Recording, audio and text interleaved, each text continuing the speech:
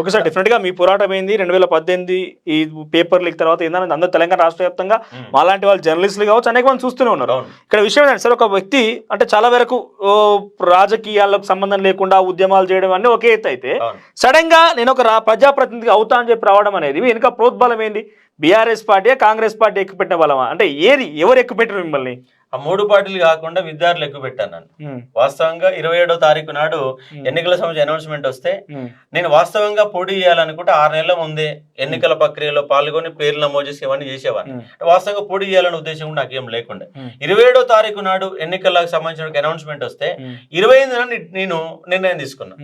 ఎందుకు తీసుకున్నానంటే 100ల కొద్ది ఫోన్లు, మీరు భయపడకండి, ఇది ఎమ్మెల్సీ ఎన్నికలు, చదువుకున్న లేసే ఓట్లు కాబట్టి మీరు భయపడకండి, అవసరమైతే తలా 100 రూపాయలు వేసుకొని మీకు ఖర్చులు ఇస్తాం, కానీ మీరు నిలబడాల్సిందే, కొట్లాడాల్సిందే.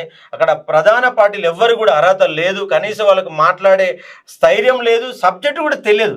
అలాంటి వాళ్ళు వచ్చి రేపు నిరుద్యోగుల గురించి ఏం మాట్లాడతారు సార్, మీరు నిలబడాలంటే అప్పుడు నేను రంగంలోకి వచ్చాను. అంటే నేను ఏ పార్టీకి సంబంధం లేకుండా వచ్చిన, ఇండిపెండెంట్ గా వచ్చిన.